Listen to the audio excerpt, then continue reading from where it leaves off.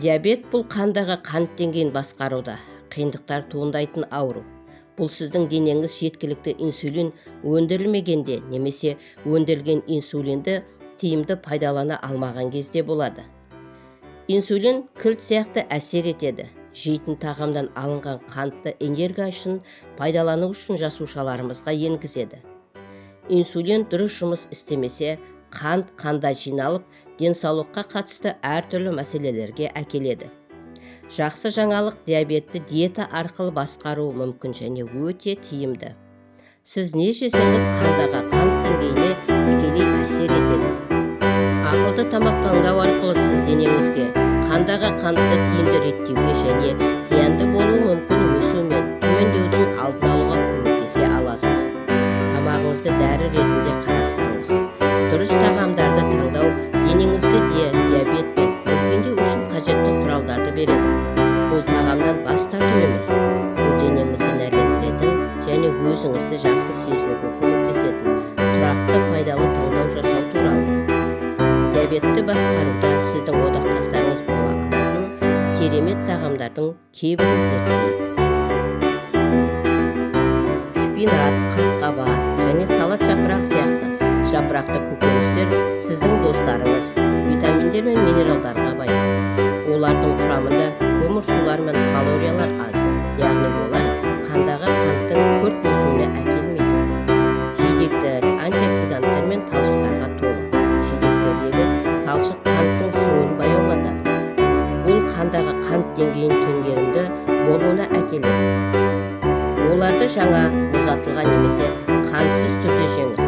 Бадам, жаңғақ, чия тұқымдары және зімбір тұқымдары сияқты жаңғақтар мен тұқымдар пайдалы майларға, талшықтарға және ақуызға бай.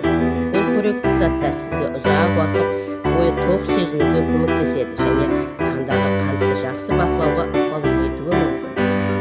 Лосось, скумбрия және тунец сияқты майлы балықтар омега-3 май қышқылдарына бай.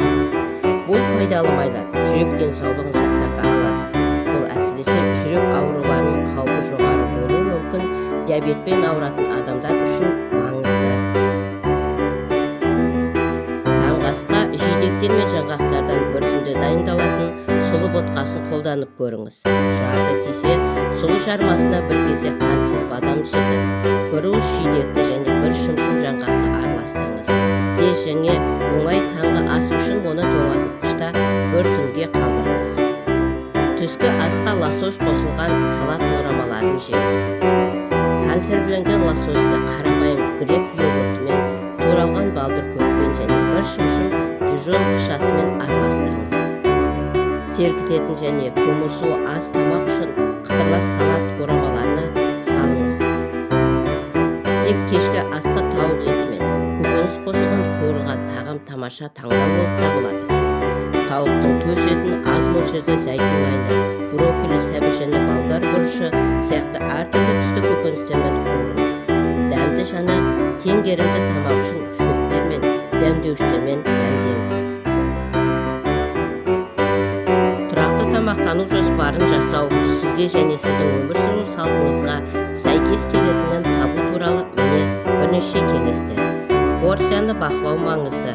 Тіпті пайдалы тағамдарды да тым көп жесеңіз қандағы қантқа әсер етуі мүмкін. Бірақ тамақ ішуді өткізіп алмаңыз. Тұрақты тамақтану және жеңіл тағамдар күні бойы қандағы қантты тұрақтандыруға көмектеседі.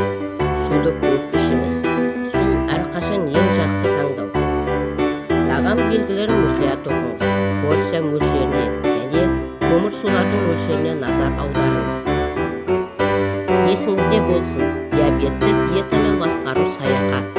Бұл біртінде өзгерістер енгізу және сізге ең қолайлысын табу туралы дұрыс тағамдармен және аздап жоспарлаумен сіз денсаулығыңызды бақылауға алып толыққанды және белсенді өмір сүре аласыз.